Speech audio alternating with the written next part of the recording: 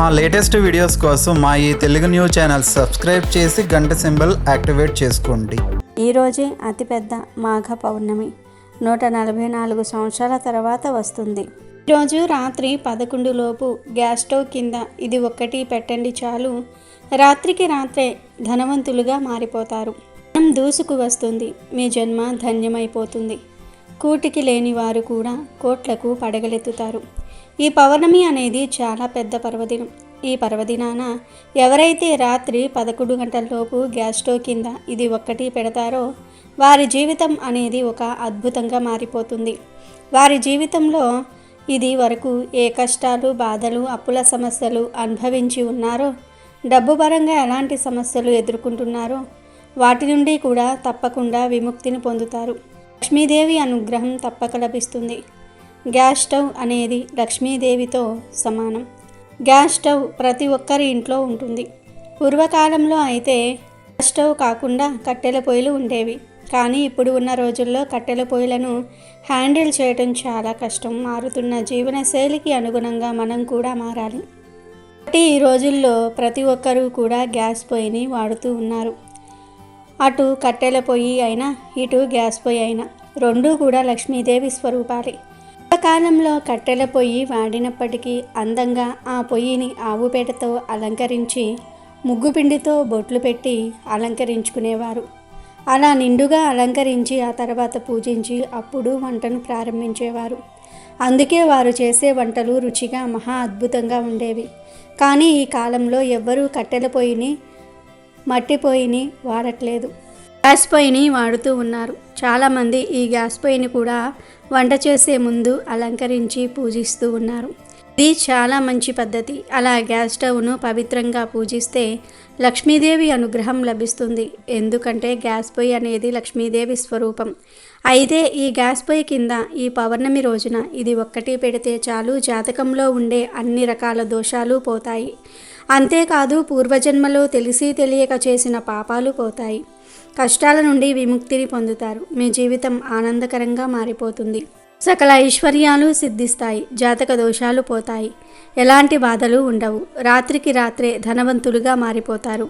ఎవరైతే ఈ పౌర్ణమి రోజు రాత్రి 11 లోపు గ్యాస్ పొయ్యి కింద దీనిని పెడతారో వారి దగ్గరకు వద్దన్న ధనం వస్తుందని పరిహార శాస్త్రం చెప్తుంది. మరి ఇంతకీ శక్తివంతమైన ఈ పౌర్ణమి రోజు గ్యాస్ స్టవ్ కింద ఏం పెట్టాలి అనే విషయాన్ని ఇప్పుడు మనం ఈ వీడియోలో వివరంగా తెలుసుకుందాము. ఫ్రెండ్స్, అంతకన్నా ముందు మా వీడియోకి ఒక లైక్ కొట్టండి. అలాగే మా ఛానల్ని కూడా సబ్స్క్రైబ్ చేసుకుని మాకు సపోర్ట్ చేయండి. ఈ పౌర్ణమి చాలా శక్తివంతమైనది, చాలా విశేషమైనది, లక్ష్మీదేవికి ఎంతో ఇష్టమైనది. కొంతమంది తమ జీవితంలో ఎన్నో కష్టాలు పడుతూ ఉంటారు.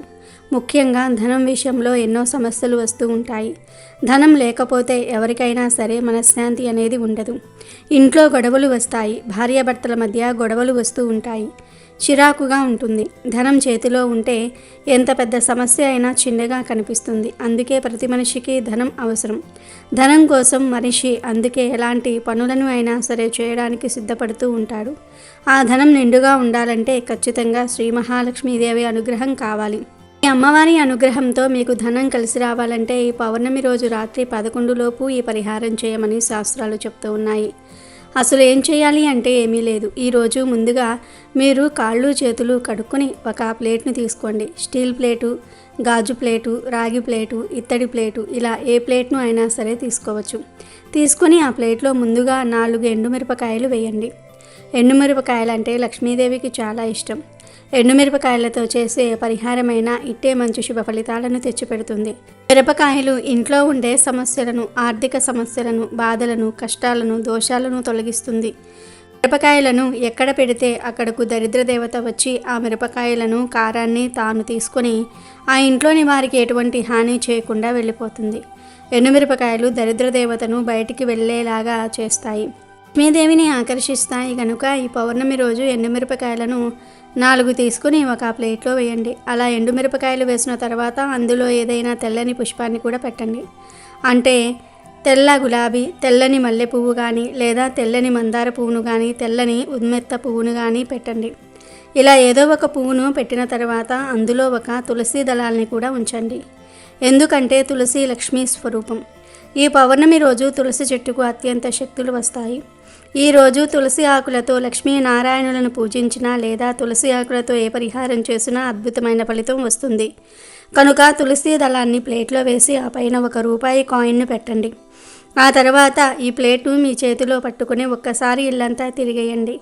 బెడ్రూము, లివింగ్ రూము ఇలా గదులన్నిటిలో తిరిగేసి చివరిలో ఆ ప్లేట్ను తీసుకొని వెళ్ళి వంటగదిలో గ్యాస్పై కింద పెట్టండి. ఈ పౌర్ణమి రోజు రాత్రి సమయంలో 11 లోపు ఎప్పుడైనా సరే ఇలా చేయవచ్చు. కానీ ఈ ప్లేట్ను గ్యాస్పై కింద పెట్టే ముందు ఒక చిన్న పని చేయాలి. అది ఏమిటి అంటే దానిని పెట్టే ముందు గ్యాస్పై గట్టును నీట్గా తుడుచుకోవాలి. అలాగే ఇల్లంతా మంచి సువాసన వచ్చే విధంగా ధూపం వేసుకోవాలి. ఆ తర్వాత ఈ పరిహారం చేయండి. ఈ పరిహారం చేశాక ఇక వంటగదిలోనికి వెళ్ళకూడదు. అలా వెళ్లకుండా ఉంటేనే చాలా మంచి ఫలితాలు వస్తాయి. మళ్ళీ మరుసటి రోజు వరకు వంటగదిలోనికి వెళ్ళవద్దు. మరునాడు ఉదయం నిద్ర లేచిన వెంటనే గ్యాస్ స్టవ్ కింద పెట్టిన ప్లేట్ను తీయాలి. ఆ ప్లేట్లోని ₹1 కాయిన్ను తీసి పక్కన పెట్టుకోవాలి. తర్వాత ఎండుమిరపకాయలను, పువ్వును, తులసి ఆకును ఒక కవర్లో వేసి మూటలాగా చుట్టి ఆ కవర్ను తీసుకుని వెళ్ళి ఎక్కడైనా సరే ప్రవహించే నీటిలో పడవేయండి. అంటే పారే నీరు ఉంటుంది కదా, ఆ నీటిలో పడవేయండి. ఈ కవర్ నీటితో పాటు కొట్టుకుపోవాలి కనుక పారే నీటిలో వేయండి. ఇక పక్కన పెట్టిన ₹1 బిళ్ళను మాత్రం దగ్గరలోని ఆలయానికి వెళ్ళినప్పుడు ఎవరికైనా సరే దానంగా ఇచ్చేయండి. ఇలా దాన ధర్మాలు చేయటం వలన ఎప్పటికైనా సరే మీరు ధనవంతులుగా మారిపోతారు. లక్ష్మీదేవి అనుగ్రహం కలుగుతుంది. ఈ పౌర్ణమి రోజు ఈ చిన్న పరిహారం చేస్తే ఖచ్చితంగా మీ సంపద అంతంతకు పెరుగుతుంది. ఎందుకంటే గ్యాస్ పైకి అంతటి శక్తి ఉంది. గ్యాస్ పై విషయంలో తప్పక కొన్ని జాగ్రత్తలను పాటించండి. శాస్త్రం ప్రకారం దేవుడి గది కంటే వంటగదిని శుభ్రంగా ఉంచుకోవాలి. వంటగది విషయంలో ఖచ్చితంగా కొన్ని జాగ్రత్తలు కూడా పాటించాలి. వంటగదిలోని పోపుల డబ్బాలో నుంచి మంచి సుగంధ ద్రవ్యాల వాసన వెదజల్లుతూ ఉండాలి. పురుగులు పట్టి ఉండకూడదు. అలా ఉంటే లక్ష్మీదేవి వెళ్ళిపోతుంది.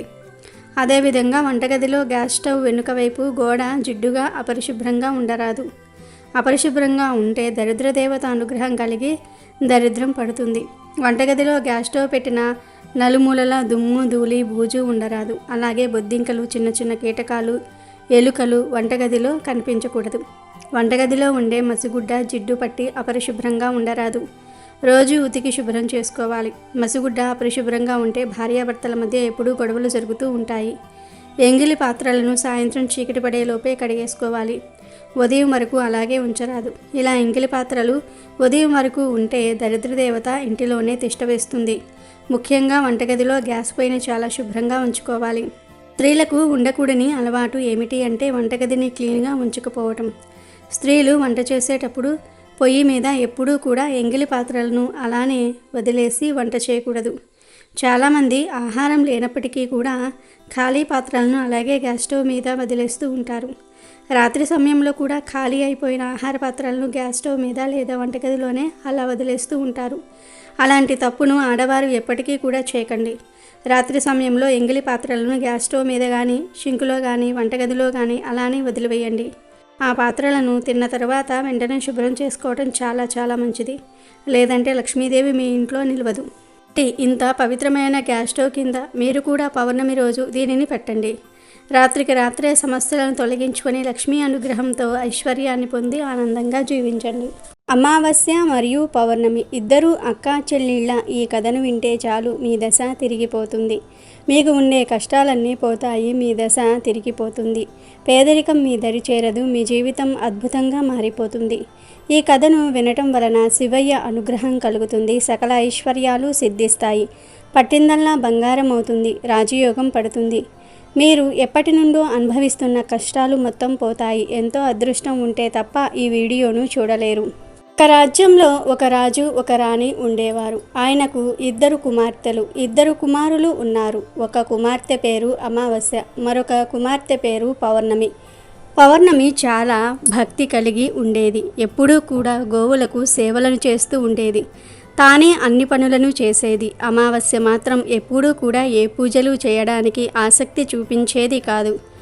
ఆమె ఎప్పుడూ కూడా దైవ ప్రార్థన చేయలేదు. అమావాస్య ఏ పని కూడా చేసేది కాదు. కానీ అక్కా చెల్లెళ్ళు ఇద్దరికీ మాత్రము ఒకరంటే ఒకరు చాలా ఇష్టంగా ఉండేవారు. కానీ పూర్ణిమ అంటే రాజుకు రాణికి అంత ఇష్టం ఉండేది కాదు. వారిద్దరూ కూడా అమావాస్యని ఎక్కువగా ప్రేమగా చూసేవారు. తన కొడుకులిద్దరినీ కూడా ప్రేమగా చూసుకునేవారు. తన కొడుకుల విషయంలోనే ఎక్కువ శ్రద్ధను తీసుకుంటూ ఉండేవారు. కాలం గడిచే కొద్దీ రాజుగారి పిల్లలు పెరిగి పెద్దయ్యారు. రాజదంపతులు రాజకుమారులు ఇద్దరికీ కూడా వివాహాన్ని చేశాడు. కుమార్తెలకు కూడా వివాహం చేయాలని నిర్ణయించుకున్నాడు. అప్పుడు రాణి రాజుతో ఇలా చెప్తుంది, చూడండి, పూర్ణిమ ఎప్పుడూ కూడా ఎక్కువగా పనిచేయడానికి ఇష్టపడుతుంది, గోసేవ చేయడానికి ఇష్టపడుతుంది, భజనలు కీర్తనలు అంటూ ఉంటుంది. అందువలన ఆమెకు ఎవరైనా పేదింటి అబ్బాయిని చూసి పెళ్లి చేయమని చెప్తుంది. ఎందుకంటే ధనవంతుల కుటుంబంలోనికి వెళ్ళినట్లయితే ఇవన్నీ చేయడానికి కుదరదు. కాబట్టి మనం పౌర్ణమిని పేద ఇంటికి పంపిద్దాం అంటుంది. దానికి రాజు కూడా సరే అని చెప్పి సంబంధాలు వెతకటం మొదలుపెట్టాడు. చివరికి రాజు పూర్ణిమకు ఒక పేదింటి అబ్బాయితో వివాహాన్ని ఖాయం చేశాడు. ఇక ఇప్పుడు రాణి ఇలా అంటుంది, మహారాజా, అమావాస్యకు కూడా మనము వివాహాన్ని చేద్దాము. అక్కా చెల్లెళ్ళు ఇద్దరికీ కలిపి పెళ్లి చేయండి అని చెప్పింది. అప్పుడు రాజుగారు అదే గ్రామానికి చెందిన వేరే ఒక రాజకుమారుడితో అమావాస్యకు వివాహాన్ని కుదిరించాడు. రాజు రాణికి అమావాస్యకు రాజకుమారుడితో వివాహం కుదిరిందని చెప్పగానే చాలా సంతోషించి, అప్పుడు ఆమె మనసులో ఎలా అనుకుంటుంది, పేద ఇంట్లో పూర్ణిమ ఎలా ఉంటుందో ఇప్పుడు చూస్తాను. ఆమె ఎప్పుడూ పూజలు పూజలు అంటూ ఉంటుంది. ఆమెకు దేవుడు ఎలా సహాయం చేస్తాడో చూద్దాము అని అనుకుంటుంది. సమయం రాగానే రాజుగారు తన ఇద్దరు కుమార్తెలకు కూడా వివాహాన్ని చేశాడు. అమావాస్యకు చాలా సంపదను కూడా ఇచ్చాడు. కానీ పూర్ణిమకు మాత్రము ఏమీ ఇవ్వలేదు. వారి సోదరులు అమావాస్యను మరియు పూర్ణిమను చాలా ప్రేమగా చూసుకుంటూ ఉండేవారు. కానీ అమావాస్య మాత్రము వదినగార్లపై ఎప్పుడూ కూడా పెత్తనాన్ని చలాయిస్తూ ఉండేది. పౌర్ణమి మాత్రం ప్రతి పనిలోనూ కూడా వాళ్లకు సహాయాన్ని చేస్తూ ఉండేది. పెళ్ళయ్యాక అమావాస్య పూర్ణిమ ఇద్దరూ కూడా తమ అత్తగారింటికి వెళ్ళిపోయారు. ఒకసారి అమావాస్య తమ ఇంట్లో శివ పూజను ఏర్పాటు చేసుకుంది. ఆ పూజకు ఊర్లో అందరినీ పిలిచింది. కానీ తన సోదరి పౌర్ణమిని మాత్రం పిలవలేదు. పౌర్ణమి తన ఇంటి గుమ్మం దగ్గరే కూర్చుని ఉంది. అప్పుడు కొందరు ఆడవాళ్ళు పౌర్ణమితో, మీ చెల్లెలు ఇంట్లో ఈరోజు ఈశ్వర పూజ జరుగుతోంది, నువ్వు రావా అని అడిగారు. అప్పుడు పౌర్ణమి ఇలా చెప్తుంది, మా చెల్లి నన్ను పిలవలేదు, నేను ఎలా వెళ్ళను అని అంటుంది. అప్పుడు ఆ మహిళలు, దైవ పూజ జరుగుతున్నప్పుడు ఎవరూ పిలవాలని ఏమీ లేదు, ఎవరైనా సరే వెళ్ళవచ్చు, అందువలన నువ్వు కూడా మాతో రమ్మని పిలిచారు. దాంతో పౌర్ణమి ఆ పూజకు వెళ్ళింది. అమావాస్య పౌర్ణమిని చూసి, నేను నిన్ను పిలవలేదు కదా, నా ఇంటికి ఎందుకు వచ్చావు అని కోపంగా అడుగుతుంది. వస్తే వచ్చావు కానీ నిశ్శబ్దంగా ఒక చోట కూర్చుని ఉండు, అటూ ఇటూ తిరగకు అని చెప్పింది. పౌర్ణమి పేదరికం గురించి ఎగతాళి చేసింది. పూర్ణిమ కళ్ళల్లో నుండి నీళ్లు ప్రవహించాయి. ఆమె శివుణ్ణి ప్రార్థించటం ప్రారంభించింది. ఓ మహాదేవ, నువ్వు నా పట్ల ఎప్పుడు దయ చూపిస్తావు? నేను చేసిన తప్పేమిటి? పూజలు చేయటం నా తప్ప, పని చేయటం నా తప్ప, దేవుడు ఎప్పుడు నన్ను కరుణిస్తాడు అనుకుంటూ ఆమె దేవుణ్ణి వేడుకుంటూనే ఉంది. ఆ శివ పూజ మొత్తం కూడా పూర్తయిపోయింది. అమావాస్య అందరికీ కూడా ప్రసాదాన్ని ఇచ్చింది. కానీ పౌర్ణమికి మాత్రం ఏమీ ఇవ్వలేదు. దాంతో పౌర్ణమి అక్కడి నుండి తిరిగి వచ్చేసింది. ఆమె దారిలో ఇలా అనుకుంటుంది, నేను ఇప్పుడు ప్రసాదాన్ని తీసుకొని వెళ్లకుండా ఇంటికి వెళ్ళినట్లయితే నా పిల్లలు ప్రసాదాన్ని అడుగుతారు, అప్పుడు నేను వారికి ఏ సమాధానం చెప్పాలి అని బాధపడింది. తర్వాత ఆమె అన్నా వదినల దగ్గరకు వెళ్ళాలి అని అనుకుంది. ఇంటికి వెళ్ళి తన భర్తలో పిల్లలతో అన్నగారి ఇంటికి వెళ్ళి వస్తాను అని చెప్పి అన్నగారింటికి బయలుదేరింది. పౌర్ణమి అలా నడుచుకుంటూ వెళ్తూ ఉండగా దారిలో ఒక తులసి చెట్టు కనిపించింది. అక్కడ ఒక వృద్ధురాలు కూర్చుని ఉంది. ఆ ముసలి ఆవిడ పౌర్ణమిని ఆపి, అమ్మ, నువ్వు ఎవరు, ఎక్కడికి వెళ్తున్నావు అని అడిగింది. ఆమె అడిగిన ప్రశ్నలకు పూర్ణిమ తన గురించి ఇలా వివరణ ఇచ్చింది. తనను తను పరిచయం చేసుకుంది. అప్పుడు ఆ ముసలి తల్లి ఇలా అంటుంది, అమ్మా చూడు, ఈ తులసి మొక్క ఎండిపోతుంది, అందులో కొద్దిగా నీటిని పొయ్యమని చెప్పి ఇక్కడ ప్రదేశాన్ని అంతా కూడా శుభ్రం చేయమని చెప్పింది. తనకు స్నానానికి నీళ్లు కూడా తోడమని చెప్పింది. పౌర్ణమి దయతో సరే అని చెప్పి ఆ ప్రదేశాన్నంతా కూడా శుభ్రం చేసింది. ముసలి అవ్వ స్నానం చేయడానికి నీటిని కూడా ఏర్పాటు చేసింది. ఆమె పాదాలను నొక్కింది. అన్ని పనులు అయిపోయిన తర్వాత, వేరే ఏమైనా పని ఉందా అమ్మా అని అడిగింది. ఏమీ లేదని చెప్పి ఆమె పౌర్ణమికి తన ఆశీర్వాదాలను ఇచ్చింది. పౌర్ణమి ఇంకొద్దిగా ముందుకు వెళ్ళింది. ఇంకొంచెం ముందుకు వెళ్ళేసరికి తనకు ఒక గుడి కనిపించింది. ఆ గుడి దగ్గర ఒక సాధువు కూర్చుని ఉన్నాడు. ఆ సాధువు మరెవరో కాదు, దేవుళ్ళకే దేవుడు మహాదేవుడే. అక్కడ కూర్చుని ఉన్నాడు. ఆయన పౌర్ణమిని ఆపి ఇలా అడుగుతాడు, తల్లి నువ్వు ఎవరు, ఎక్కడికి వెళ్తున్నావు అని అడిగాడు. పౌర్ణమి తన గురించి వివరణ ఇచ్చి నేను మా అన్నా వదినెల దగ్గరకు వెళ్తున్నాను అని చెప్పింది. అప్పుడు ఆ ముసలి బాబా వేషంలో ఉన్న పరమేశ్వరుడు, తల్లి ఈ గుడిని కొద్దిగా శుభ్రం చేస్తావా అని అడిగాడు. దానికి పౌర్ణమి సరే చేస్తాను అని చెప్పి ఆ గుడిని శుభ్రం చేసింది. ఇంకా ఆ సాధువుకు కూడా సేవలు చేసింది. అప్పుడు పరమేశ్వరుడు రూపంలో ఉన్న ఆ సాధువు పౌర్ణమికి ఆశీర్వాదాలు ఇచ్చారు. ఆమె ఇంకొద్దిగా ముందుకు వెళ్ళింది. ఇంకొంచెం ముందుకు వెళ్ళేసరికి అక్కడ కాళీమాత ఆలయం కనిపించింది. తను ఆ కాళీమాత గుడి దగ్గరకు వెళ్ళేసరికి అక్కడ ఒక ముసలి అవ్వ కనిపించింది. ఆమె పౌర్ణమిని పిలిచి, చూడమ్మా, ప్రతి ఒక్కరూ కూడా గుడికి వస్తున్నారు, వెళ్ళిపోతూ ఉన్నారు, కానీ ఎవ్వరూ ఈ గుడిని శుభ్రం చేయటం లేదు. చూడు ఎంత మురికిగా ఉందో, కాస్త ఈ గుడిని శుభ్రం చేస్తావా అని అడిగింది. దానికి పౌర్ణమి సరే అమ్మా, అలాగే చేస్తాను అని చెప్పి తన గుడిని మొత్తం కూడా శుభ్రం చేసింది. శుభ్రం చేసి కాళీమాతకు పూజలు చేసుకుంది. పూజలు చేసుకుని ఆమె మళ్ళీ బయలుదేరింది. ఇంకొద్దిగా ముందుకు వెళ్ళేసరికి ఒక నది వచ్చింది. ఆ నది దగ్గర ఒక ముసలి అవ్వ కూర్చుని ఉంది. ఆ ముసలి అవ్వ రూపంలో ఉన్నది మరెవరో కాదు, ఆమె గంగామాత. గంగామాత పౌర్ణమితో ఇలా చెప్తోంది, చూడు తల్లి, ప్రతి ఒక్కరూ కూడా ఈ నదిలోనికి దిగి స్నానం చేస్తున్నారు, వెళ్ళిపోతూ ఉన్నారు. ఇక్కడ అంతా కూడా చాలా మురికిగా ఉంది. పైన ప్రదేశం అంతా కూడా చాలా మురికిగా చేశారు. చెత్తంతా పేరుకుపోయింది. ఇదంతా శుభ్రం చేస్తావా అని అడిగింది. దానికి పౌర్ణమి అలాగే చేస్తాను అని చెప్పి ఆ ప్రదేశాన్నంతా కూడా శుభ్రం చేసింది. శుభ్రం చేసిన తర్వాత అక్కడే ఉన్న నావలో కూర్చుని తను ఆ నావ దాటి అవతల వద్దకు వెళ్ళి తన అన్న ఇంటికి వెళ్ళింది. అన్నా వదిన గార్ల ఇంటికి వెళ్ళేసరికి పౌర్ణమి రాకకు వారు చాలా సంతోషపడ్డారు. ఆ రోజంతా కూడా వారు పౌర్ణమితో మంచిగా కబుర్లు చెప్పుకుంటూ ఉన్నారు. రాత్రి అయింది. పౌర్ణమి వాళ్ళ ఇంట్లోనే నిద్రపోయింది. ఉదయం లేచి పౌర్ణమి నేను వెళ్ళి వస్తాను అని చెప్పేసరికి వదినగారులు తనకు ఎరుపు రంగు చీరను ఇచ్చారు. ఆ చీరను కట్టుకొని వెళ్ళమని చెప్పారు. సరే అని చెప్పి పౌర్ణమి ఆ చీరను కట్టుకుంది.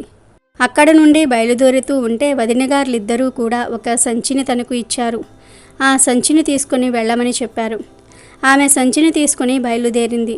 మళ్ళీ అదే నావ ఎక్కి మళ్ళీ యువతల గట్టుకు వచ్చింది. వచ్చి అక్కడ గంగామాత కూర్చుని ఉంది కదా, గంగామాత కూడా పౌర్ణమికి ఒక సంచిని ఇచ్చింది. తను ఆ రెండవ సంచిని కూడా తీసుకుంది. పౌర్ణమి ఇంకొద్దిగా ముందుకు వచ్చేసరికి కాళీమాత ఆలయం కనిపించింది. అక్కడ ఉన్న ముసలి అవ్వ కూడా పౌర్ణమికి ఇంకొక సంచిని ఇచ్చింది. ఆ సంచిని కూడా తీసుకొని పౌర్ణమి ఇంకా ముందుకు బయలుదేరింది. ఇంకా కొంచెం ముందుకు వెళ్ళేసరికి తులసీమాత వచ్చింది. అక్కడ కూడా పౌర్ణమికి తులసీమాత దగ్గర ఉన్న ముసలి అవ్వ ఇంకొక సంచిని ఇచ్చింది. అన్నిటినీ తీసుకొని పౌర్ణమి తన ఇంటికి చేరుకుంది.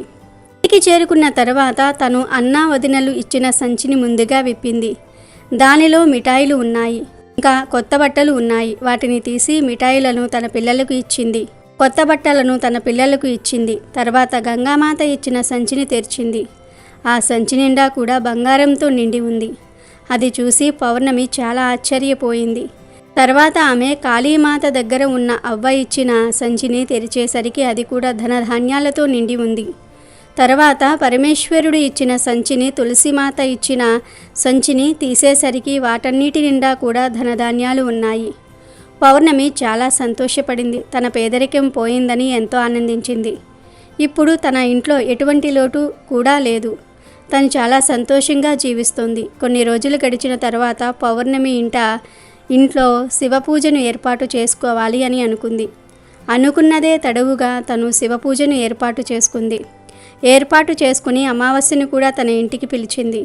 అప్పుడు ఊళ్ళోని ఆడవాళ్ళందరూ కూడా శివపూజలో పాల్గొనడానికి వచ్చారు. అమావాస్య కూడా వచ్చింది. అమావాస్య పౌర్ణమిని చూసి నీకు ఇంత ధనం ఎలా వచ్చింది అని అడిగింది. అప్పుడు పౌర్ణమి, నేను మీ ఇంటికి వచ్చినప్పుడు నువ్వు ప్రసాదాన్ని ఇవ్వలేదు. నేను అదే బెంగలో అన్నా వదినల దగ్గరకు వెళ్దామని బయలుదేరాను అని జరిగిన విషయాన్నంతా కూడా అమావాస్యకు చెప్పింది. అప్పుడు అమావాస్య పౌర్ణమితో, నువ్వు నాకు కూడా ప్రసాదాన్ని ఇవ్వకు, నేను కూడా అలానే వెళతాను అని చెప్పింది. కానీ పౌర్ణమి మాత్రం నేను ప్రసాదాన్ని ఎందుకు ఇవ్వకుండా ఉంటాను? ప్రసాదము అందరికీ పంచాలి, అందువలన నేను ప్రసాదాన్ని అందరికీ పెడతాను అని చెప్పింది. కానీ అమావాస్య వినకుండా ఆ ప్రసాదాన్ని తీసుకోకుండానే తను బయలుదేరింది. అమావాస్య బయలుదేరిన తర్వాత తనకు మొదటిగా తులసి చెట్టు వద్ద ఉన్న ముసలి అవ్వ కనిపించింది. ఆ అవ్వ అమావాస్యతో ఇలా అంటుంది, అమ్మాయి, తులసి చెట్టుకు చాలా రోజుల నుండి నీళ్లు లేవు. ఆ ప్రదేశం అంతా కూడా చాలా మురికిగా ఉంది, నువ్వు శుభ్రం చేస్తావా అని అడిగింది. దానికి అమావాస్య, ఓ అవ్వ, ఏం మాట్లాడుతున్నావు? నన్ను చూసావా నువ్వు? నేను ఈ పనులన్నీ చేసినట్లయితే నా బట్టలన్నీ కూడా మురికి అయిపోతాయి, అందువలన నేను అవేమీ చెయ్యను అని చెప్పి తను అక్కడి నుండి ముందుకు వెళ్ళిపోయింది. ముందుకు వెళ్ళేసరికి తనకు పరమేశ్వరుడు కనిపించాడు. సాధువు రూపంలో ఉన్న పరమేశ్వరుడు గుడిని శుభ్రం చేయమని అడిగితే అదే సమాధాన్ని చెప్పింది అమావాస్య. తను కాళీమాతకు, గంగామాతకు, అందరికీ కూడా అదే సమాధాన్ని చెప్పింది. చెప్పి తన నావను దాటి తన అన్నా వదినెల ఇంటికి వెళ్ళింది. అమావాస్య రావటంతో వదినలు ఇది ఎందుకు వచ్చింది మన ఇంటికి అని అనుకుంటున్నారు. సరే అని చెప్పి అమావాస్య ఆ రోజుకు అక్కడే ఉంది. మరుసటి రోజు ఉదయాన్నే నేను బయలుదేరుతున్నాను అని చెప్పేసరికి అన్నా వదినలు సరే వెళ్ళిరమ్మని అంటారు. అప్పుడు అమావాస్య, అదేంటి నన్ను వెళ్ళిపోమంటున్నారా? పౌర్ణమి వచ్చినప్పుడు పౌర్ణమికి మీరు సంచిని ఇచ్చి పంపించారు, మరి నాకు ఏమీ ఇవ్వరా అని అడిగింది. అలా అడిగేసరికి వదినలు, అమ్మా, సంచి నీ ఇంటికి పంపిస్తాము, నువ్వు వెళ్ళిపో అని అంటారు. అమావాస్య మళ్ళీ నదిని దాటి గంగామాత దగ్గరకు వచ్చింది. గంగామాతను కూడా నేను వెళ్తున్నాను అని చెప్పింది. ఆమె కూడా సరే వెళ్ళు అని అనేసరికి నాకు సంచిని ఇవ్వరా అని అడిగింది. నీ ఇంటికి వస్తుంది, వెళ్ళిపోమ్మని చెప్పింది అవ్వ. కాళీమాత, పరమేశ్వరుడు, తులసీమాత కూడా సంచి నీ ఇంటికి వస్తుంది, వెళ్ళిపో అని చెప్తారు. అమావాస్య ఇంటికి చేరుకునేసరికి తన ప్రాంగణంలో 5 సంచులు ఉన్నాయి. అమావాస్య ఆ 5 సంచులు తెరచి చూసేసరికి మట్టితోనూ రాళ్లతోనూ పాములు తేళ్లతోనూ నిండి ఉన్నాయి. అవి బయటికి వచ్చి తన ఆస్తిని తినేశాయి. అమావాస్యకు బుద్ధి వచ్చింది. అప్పుడు తను దేవుడా, భగవంతుడా, నన్ను కాపాడమంటూ వేడుకుంటూ ఉంది. అప్పుడే పౌర్ణమి అక్కడకు వచ్చింది. అప్పుడు అమావాస్య పౌర్ణమితో, నీకు సమస్తమైన సుఖాలు లభించాయి, కానీ నాకు ఏమీ లభించలేదు, ఎందుకు అని అడిగింది.